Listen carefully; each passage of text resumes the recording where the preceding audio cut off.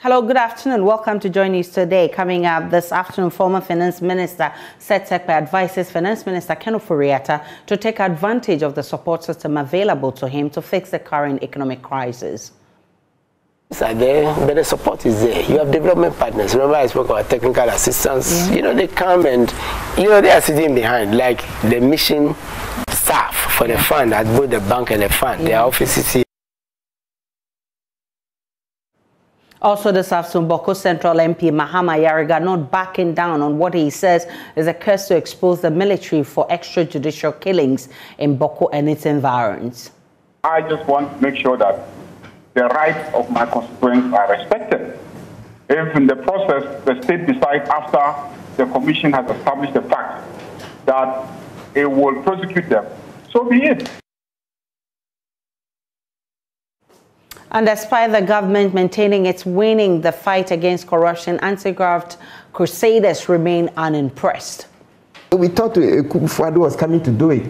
It turns out that he was even going to get more corrupt because as we speak today, openly... He was actually going to use the advanced principle. Yes, we're coming to his 18 notable codes. Maybe I'll repeat them here. But now his family is very rich. And as Ghana's economy tightens, religious leaders urge Ghanaians not to lose faith. Every day, fuel is going up. Have we stopped driving? Somebody clap your hand and say, God is faithful. We're coming to you live from our studios in Kokomlemle. We're on DSTV 421 and GoTV 144. We are your home of independent, fearless, and credible journalism. Please stay for details.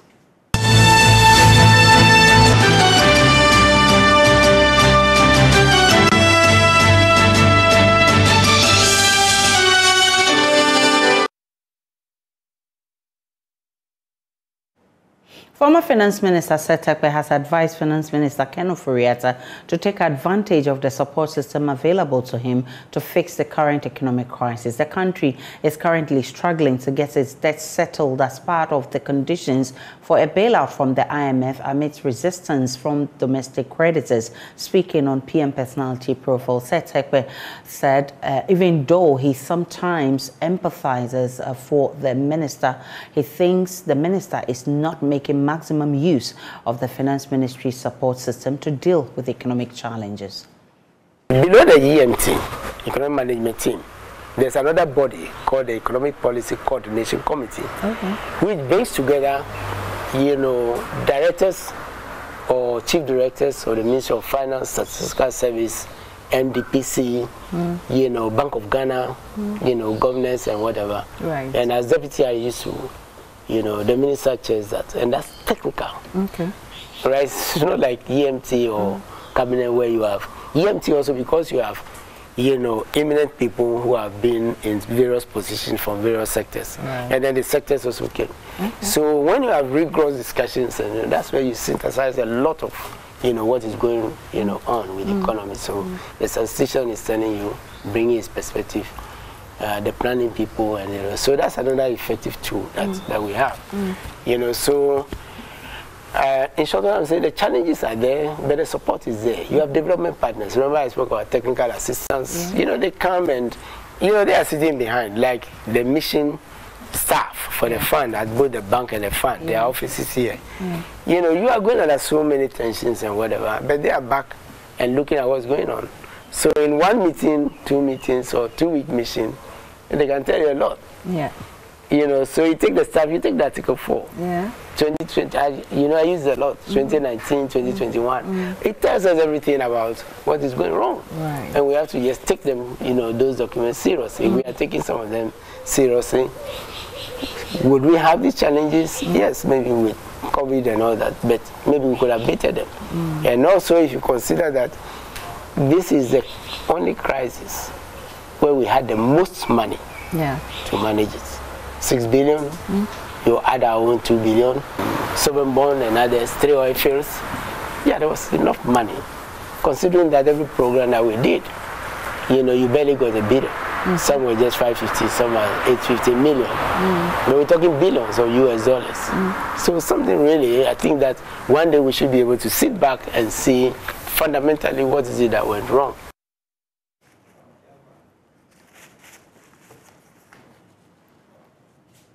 Boko Central MP Mama Yarga is not backing down on what he says is a quest to expose the military for extrajudicial killings in Boko and its environs. Residents have in the last 72 hours been either avoiding public places or moving with care.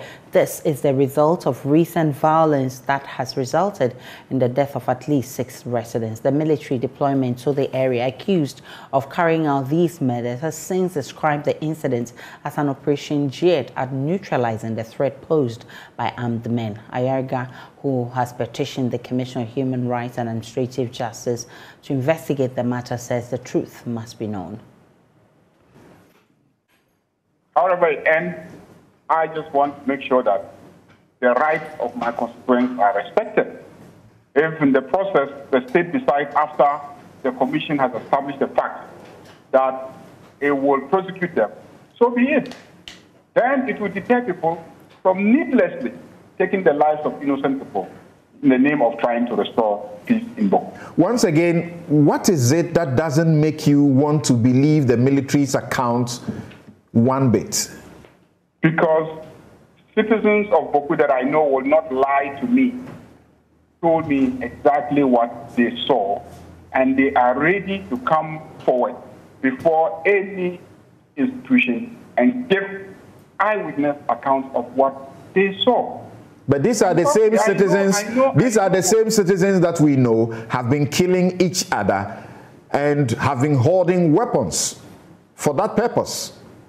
Well, the fact that somebody has held a weapon, has fought, doesn't mean that the person is incapable of speaking the truth about what they have seen. Like I told you, the military themselves, in their report, did not say that when we neutralize Mr. X, we retrieve AK-47. When we neutralize Mr. Y, we retrieve a G3. That's obviously curious. The only time that they talk about the weapon is a cutlass. So you confront a man who is wielding a weapon, a cutlass, with an armor car, and then, you know, several soldiers, and you shoot and kill? How can you do that? How can Ghana be reduced to that? Our Upper East Regional correspondent Albert Story reports that residents remain sharply divided on what may have actually happened. The stories are different from different people, because this doesn't just happen in one household. So that is why the accounts appear to be different, because we interviewed different people and they tell us different accounts of what they saw. But when we took the pictures, the bodies were already together. Now, the traditional authorities, together with the families of the people who were killed and the top security hierarchy, met that afternoon, and they had a discussion, and they agreed that the bodies should be released to the families for burial according to Islamic principles. Okay. Now, the next day, the statement from the armed forces also came, and the Regional Coordinating Council, the Regional Security Council met that afternoon, and the decision they took was that now they have 2 accounts, different accounts of what exactly happened, and they will have to go on the ground to do their own investigation to ascertain exactly what happened. All right. What's the atmosphere? How do the people feel about what is going on in their area, and on the back of the statement by the military high command as well? So on the first day, the families of the people who were killed were very angry. You could tell when they addressed that press conference. A lot of them were not happy about what had happened. But subsequently, when they met with the security hierarchy together with the traditional authority and the RegSec statement subsequently coming, it appears that it has calmed them a little bit. But they continue to insist that they want justice, because this is not something that should be swept under the carpet.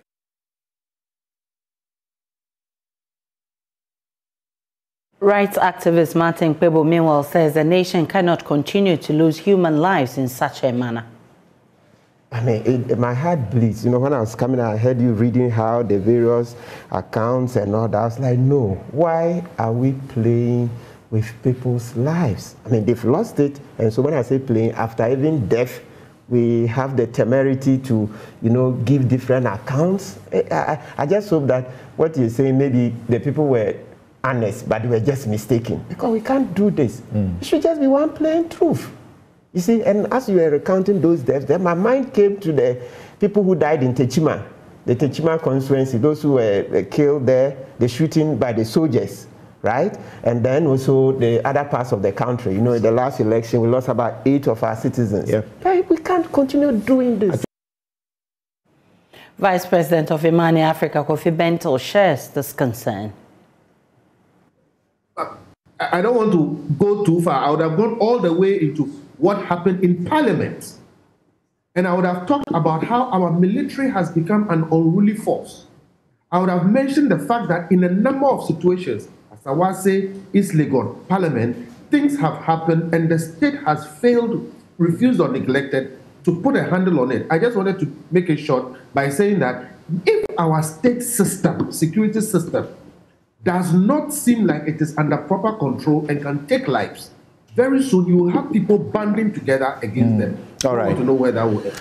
Okay. So, Boku should be taken very seriously, and we should see the state taking a step to assure all of us that indeed we have a functioning state system. For now, it's doubtful. Anti-graft crusaders remain unimpressed with the government's fight against corruption, despite Ghana's ranking on the Corruption Perception Index remaining the same in the last 3 years. But Attorney General Godfrey Yeboah-Dame insists the government has since 2017 made headway in dealing with the canker. Listen. 2017, the government has focused on building a system for preventing and detection of corruption. It has undertaken arguably the boldest initiatives since independence to reform and strengthen Ghana's capacity to tackle corruption, especially in the public sector. I find it highly unreasonable and unfair for so-called high-profile criminal cases involving simple summary offenses of fraud, willfully causing financial loss to the state, and money laundering to drag on for years in our courts, while similar cases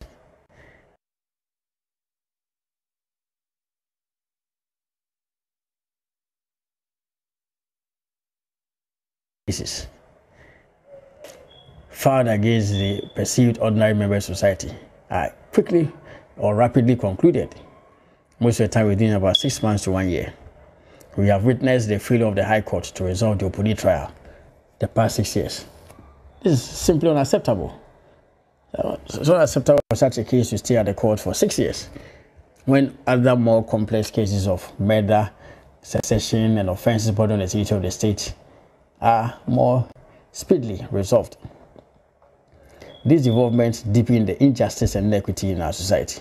The judiciary clearly has to play its part. They have to play their part. The judges also, yes, in the eradication of corruption. There cannot be a better way of ensuring that corruption does not pay than through the speedy, efficient, and just eradication of corruption cases, especially the so-called high-profile cases involving politicians and other wealthy businessmen. Well, anti-graft crusaders say they are not satisfied with the work done so far. Listen to Lindo Fori-Kwafo with the Ghana Integrity Initiative and legal practitioner Martin Kwebu. So it's a sad spectacle, like you said, and I like the way you played back the president's speech to the BBC. When they asked him, Mr. Akufo-Addo, how are you going to fund free SHS? He says, with proceeds from corruption. You see, you've played that tape over and over. Yeah, it was, it resonated with us because we could all feel corruption under Suini's party those days. So we thought Akufo-Addo was coming to do it. It turns out that he was even going to get more corrupt because as we speak today, openly, he was actually going to use the Announce principle. Yes, we're coming to his 18 notable codes. Maybe I'll repeat them here. But now his family is very rich through the data bank commissions from the bonds, the Euro bonds and everything. Yes, his family has become very, very rich. So you see how the president is not the right person to fight corruption. And you see why citizens keep saying that he just has to resign. Because once his family has become very rich as a result of his coming into office, he lost the fight.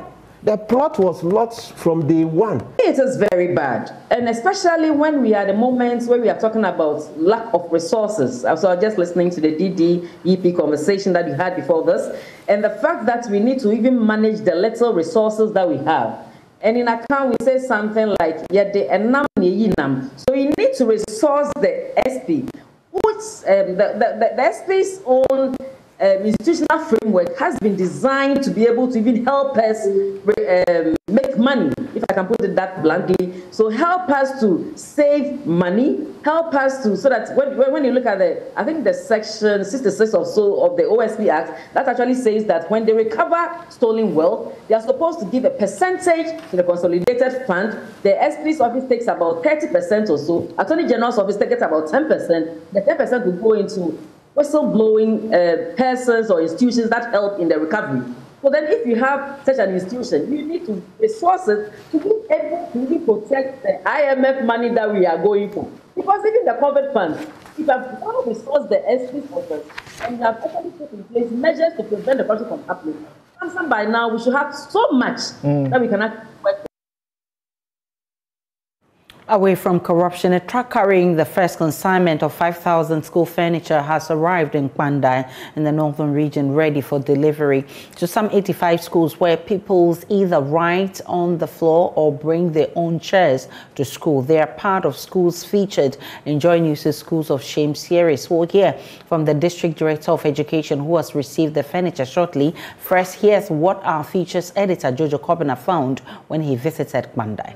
Any efforts to make education in Ghana of the best quality and fit for the needs of the 21st century. Poverty should not be an excuse for any Ghanaian child not to reach their full potential.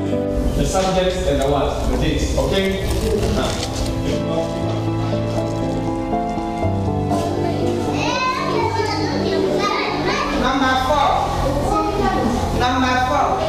Bashiru Nuruddin speaks for about 7,000 children without desk in the Kwandai district. What is disturbing our space? We don't have furniture. Sometimes when we are coming to school, we feel bored. We don't even feel to come to school because we don't have furniture. If you dress and come to school, you come and sit on the floor, your things will be dirty. So we are begging the government to give us chairs. Every morning, these children carry stools and plastic chairs on their heads and head to school. Many of these children have walked several kilometers just to access school. Their school, Balai DA Primary School in the Kwandai district of the northern region, has no furniture, so their parents bought plastic chairs for them.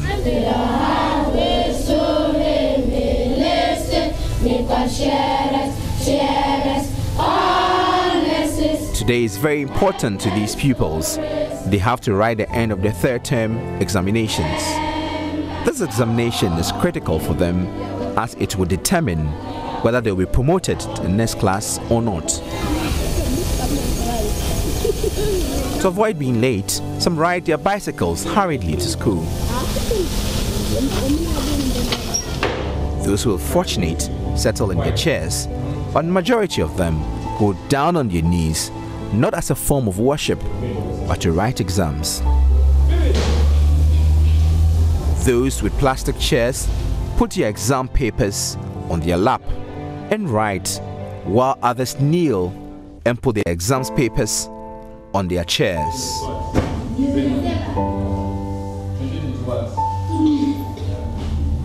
With time, tiredness sets in, and many who were sitting on the bare floor start to kneel. As time progresses, some change their positions and then lie on their bellies and begin to write. The Hamatan strong winds blow dust into the classrooms and settles on the children on the floor. 3 pupils sit on a bench. They face different directions while they continue writing the examinations. It is therefore impossible for these pupils to do independent work without copying or engaging in examination malpractice. Exams papers become dirty, school uniforms also become dirty. Nuruddin is not happy that they bathe and wear clean uniforms, only for them to sit on the dirty bare floor. When we come and sit on the floor, our things will be dirty. The next day, when you go home, you would like to wash your things, but your parents will not agree for you to wash the things because the soap is now, all things are now critical. You don't have money to buy soap. Every day when you come to school, you go and you want to wash your things. Your parents will not agree. Some of them, they come to school, they lie down. Within some few days, their uniforms are dirty. Some of them, they can't even concentrate well. Imagine you lie on the floor and writing. You can't concentrate. And more to the point, those who are at the back, those who have the plastic chairs, they always come and take the front classroom or maybe the front seat. And those who are lying at the back, they have to be at the back. And imagine this is a challenge for them. Nuruddin's concern is corroborated by another student. My name is Njoti Alice. I am in class 6. I want to be a lady. I want to be a nurse. When we are writing examination like this, we kneel on floor and write exams. After I finish writing, your paper will get dirty. If you went home and you want to take soap, your parents doesn't allow you to take it. They will say every time you wash your uniform, and we say now soap are now expensive. Well, the government heard and has acted. The first consignment of furniture has arrived, as you heard earlier, and there's joy in the district. Yao Safo is Akmandai District Director of Education. Very, very, very grateful for the support that has come and what is yet to be delivered. So I also wish to extend our sincere gratitude to the Joy News team who made all the necessary follow-ups to enable us to experience what we have seen today. So we are very grateful to them for how far they have gone and how far they will continue to go till all the furniture is delivered to Pandai district. I would also like to take this opportunity to appeal to my hard-working head teachers or heads of all heads of basic schools and their entire staff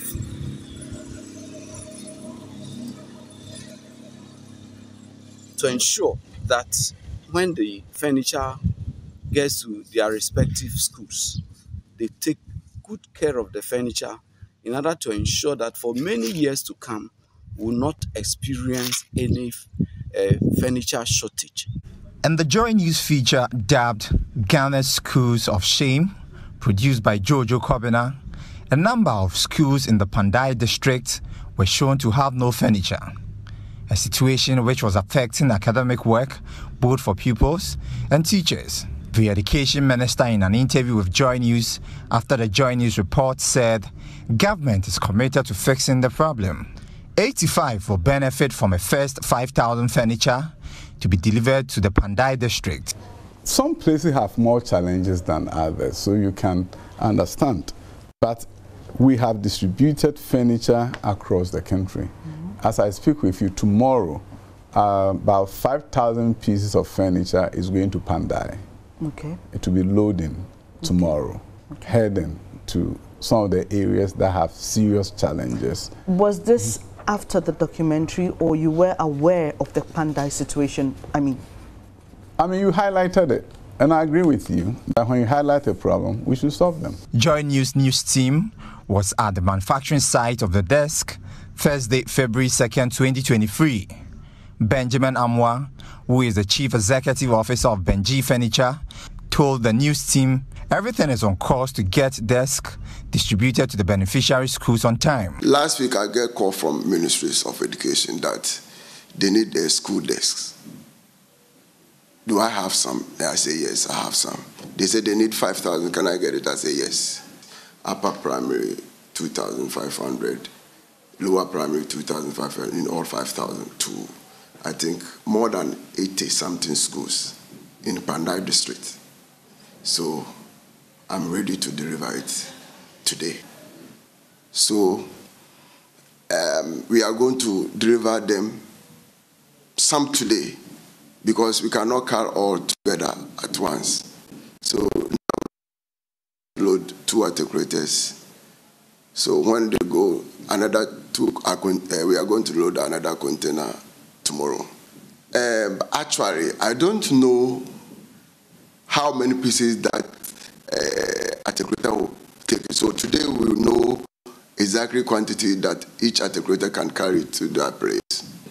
My estimated is 500. That is my estimated.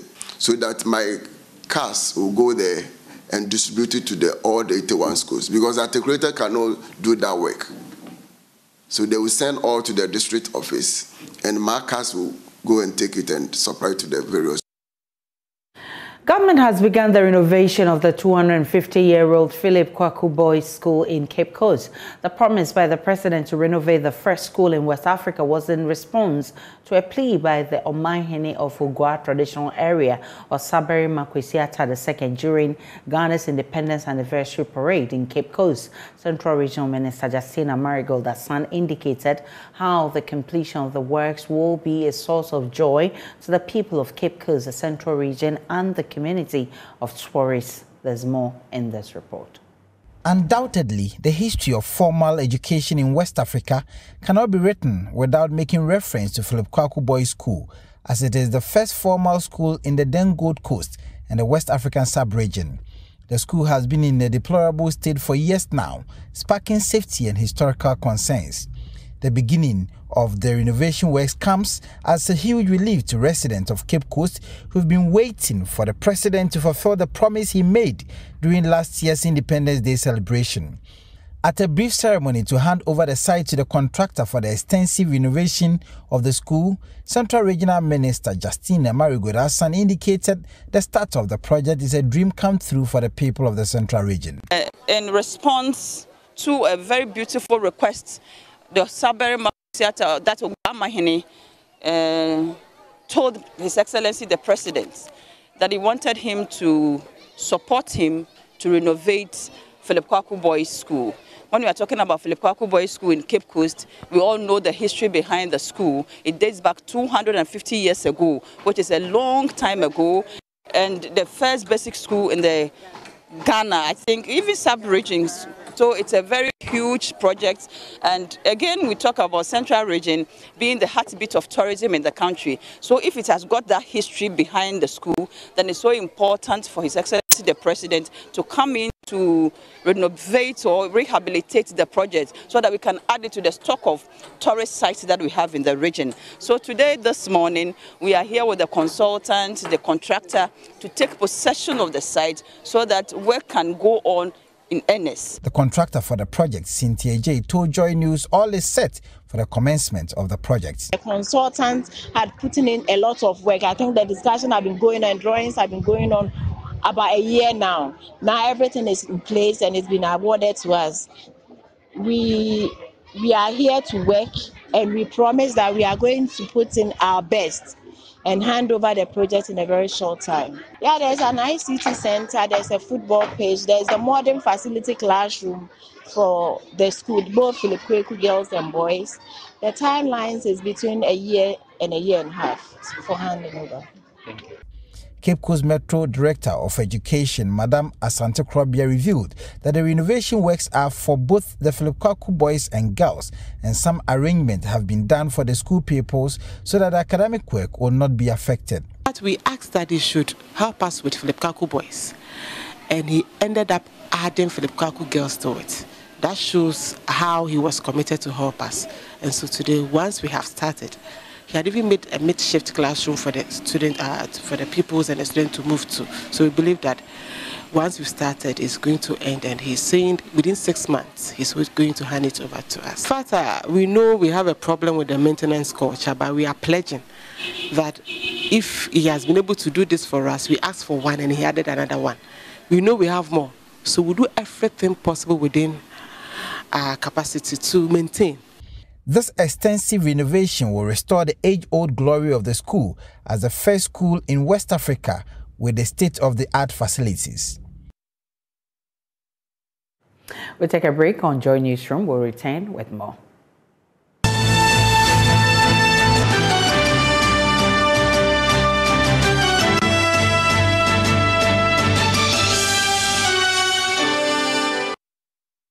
Welcome back to Joy Newsroom. To the rest of our stories, Vice President Alhaji Muhammadu Bawumia says the common enemies of Muslims are illiteracy, disease and poverty. These enemies, he says, require that all Islamic sects put aside their differences and unite to fight for the development of the people. Speaking on behalf of Dr. Bawumia at the conference of the regional chief imams in Sunyani, Alhaji Ben Abdallah Banda also urged Muslims to show more interest in politics, which influences policies and development. Precious Semevo has more. Two-day extraordinary meeting of the Conference of Regional Chief Imams afforded participants the chance to discuss, approve and adopt their draft constitution that also borders on peace, unity and development. The conference at the Ghana Muslim Mission Mosque in Sunyani in the Bono region was attended by various Islamic sects, chiefs and other Islamic organizations. In his address, the Vice President Alhaji Dr. Muhammadu Bawumia said diversity in Islam would continue, hence the need for Muslims to come together and fight the common enemy to ensure development in their communities. Alhaji Ben Abdallah Banda, the coordinator for Zongo and Inner City Development, spoke on his behalf. For the Muslim Ummah, our common enemies to me are three: illiteracy, disease, and poverty. Our road is bad. How do we as a collectivity deal with it? We have no water, we have no electricity, we have no schools, we need scholarships, issue bordering on livelihood. I am foreseeing a day when all these sectorial leaders will sit on the table, joy, and put behind us the diversity in Islam, our seeming differences, and see ourselves as Muslims and collectively fight those our common enemies. He also urged Muslims to show more interest in politics, which influences policies and development. And we cannot develop if we have no relationship with politics. Politics brings development. Politics impacts on our livelihoods. Politics impacts on our deen. The policies that government, day in, day out, fashions out, we need to be interested and be asking ourselves whether the policies are policies that we as Muslims can also contribute. Bono Regional Minister Justina Osubanahini, in her remarks, appealed to the imams to show more interest in the education of their children for development. Education is the bedrock of development. In this respect, I call on imams as leaders of the Muslim community to show extra interest in the education of the Muslim children by collaborating with the Islamic Education Unit to ensure quality teaching and learning in the Islamic schools. Indeed, this is one of the surest ways development can take place in the Muslim communities. Notwithstanding with this, the country is faced with some pockets of spousal murders, religious fanaticism, bribery and corruption, destruction of farmlands and crossed by nomadic herdsmen, among others, have security implications, which I urge our eminent imams to address at the mosques during their meetings. Precious Semevo, Joy News, Sunyani. Some technicians in the Ashanti region have been trained on how to properly dispose of electronic waste to keep the environment clean. It is part of efforts to reduce and effectively manage electronic waste in various communities by avoiding burning, which releases toxic substances into the atmosphere. The Technician Association of Electronics Equipment Ghana says the training will significantly help technicians in the electronic industry to protect both the environment and human lives. Mahmoud Mohammed Nuruddin has more. There's a lot of electronic waste being brought to Ghana here.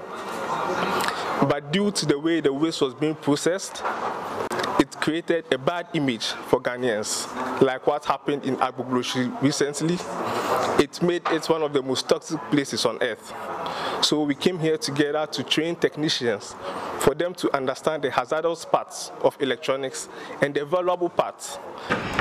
According to Jeffrey Adongo, an executive member of the association, technicians can make money while learning how to properly dispose of electrical equipment. So through the training that is being held here, there are some valuable components in the electronics. So some technicians can store a lot of electronics in their warehouses or in their shops, but they don't know the value in them. So through this training, we teach them that, okay, this component is valuable and you can have an income of such amount. So when you pile it up and you give it to the right channel, you can get money from it. And part of those things are also hazardous. So we also train them on the proper way that they can dismantle them. The technicians have also been taught to wear their protective equipment and how they can also take care of their own health. You know, some also do soldering with the lead. They don't put on nose masks. They don't have protective equipment. So it also has adverse effects on their health. So this is to help them and help the environment in general. Some of the technicians who took part in the training commended the association for making such significant contribution. I can give it to some scrap people and take in money, or I can maybe use my own idea to face it out. Senke abaya na say ankran betimi asum na training etimi ago nationwide ama obia layman kra biti say ya yinim ho hwe no yetimi ehun say no ade bi si o ya ense enye see obi betimi asum na say abaya na say ankran betimi asum ama sa training etimi ago nationwide nke be boa nyina because training ya ba me na minim enema bibra na kan na ye but ye ba training ehun say no enema bibra ye ya enye say ye beye mfanse bia condemn ye be hihye enema bia na say be dispose enema even sometimes so share environment as I say nim the values in sa electronic gadgets are ye use nim no as I say nim the values in that them no and say ya no say just ye dispose in the environment in more rough near the day. Today I've learned a lot more from this program. I'm able to learn that there's nothing that it's called disposable. Everything can be recycled. So I learned that the devices that we have used, the old one, we are not supposed to throw it away that way. We are supposed to send it to the proper disposal place for them to know the pieces, how it's going to help all of us. That's what I've learned. And I also learned that we have electronic waste.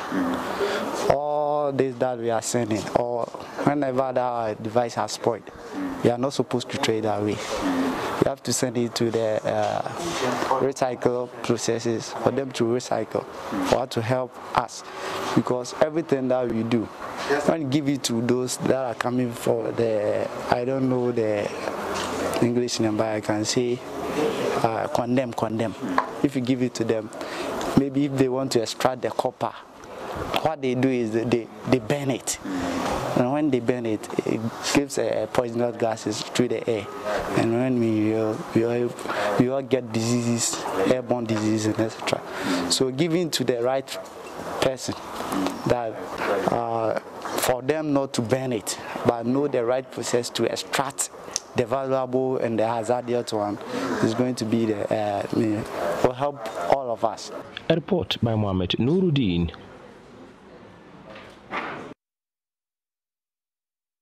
The first edition of the 2023 Love FM Health and Fitness Walk has been highly patronized, and hundreds of people joined the exercise in Kumasi. Individuals, groups, and some corporate institutions trooped into the Kumasi Mall for the exercise.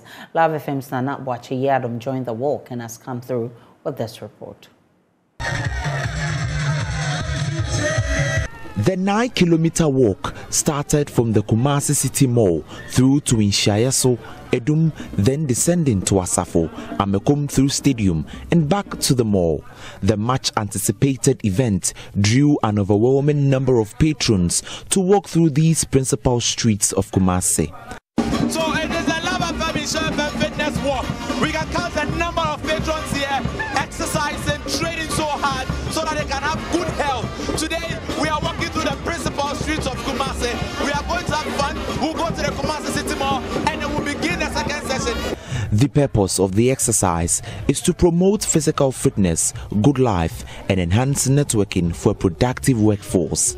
Participants converged at the Kumasi City Mall, the starting and finishing point for the walk after an aerobic session. Some patrons and corporate institutions shared their experience. Almost 15 years. 15 years, because I'm a very, very good listener of Love FM. See, my experience is that I always walk with them, but my problem is my belly. I don't know what is wrong with it. It's not going, but all the same, all that they are doing concerning the walk, I took part. So what we want to do with this one is, joining with Love, we want to make sure that we keep fit and reduce stress, because of stress can have a lot of health issues.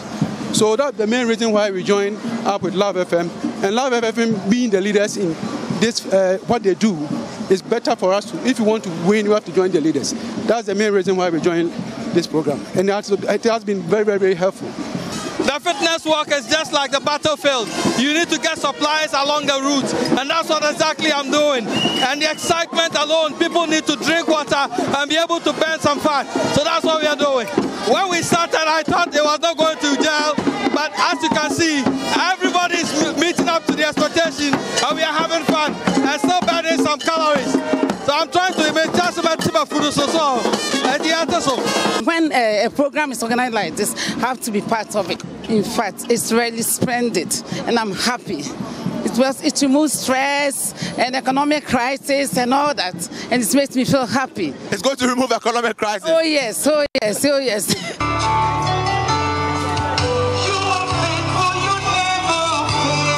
We all have to be healthy. This is why we are embarking on this, to ensure that everybody here is fit and strong. I am very, very tired. It's not easy. This is the Love FM Fitness Walk. My name is Anabwati Dankoyadom for Joy News. You may have adjusted your spending this month due to the price hikes in fuel, mobile services, and utilities. Christians have, however, been urged to continue trusting God in the midst of difficulties. Here's the head pastor of the Holy Hill Assemblies of God, Reverend Kwejo Boateng Bempa, in his sermon this morning.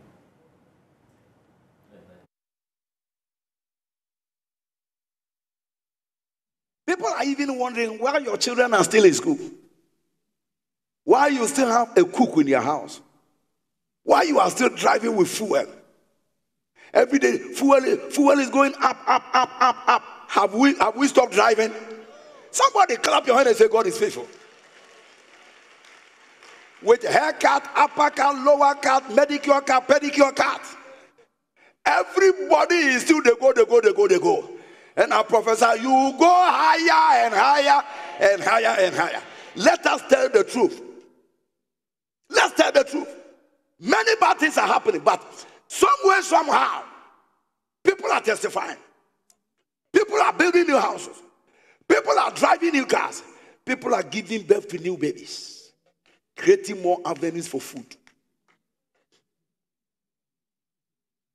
Tell your friend, don't shake at all. The next mentality absolutely depends on God. Anytime you are broke, they ask you, say, my God will provide. Let your mind be on heaven. Don't say it doesn't work. My God will provide. My God. Don't have alternatives. Focus on God alone. Abraham said, I'm absolutely dependent on God. Genesis 14, 23, 22 and 23. We'll take a break on Joy Newsroom. We'll return with more.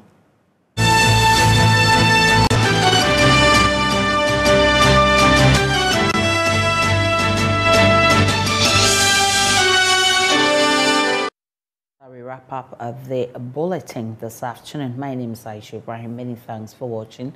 Log on to myjoyonline.com. There's more of the news and updates of all the developing stories. Do enjoy the rest of our programs.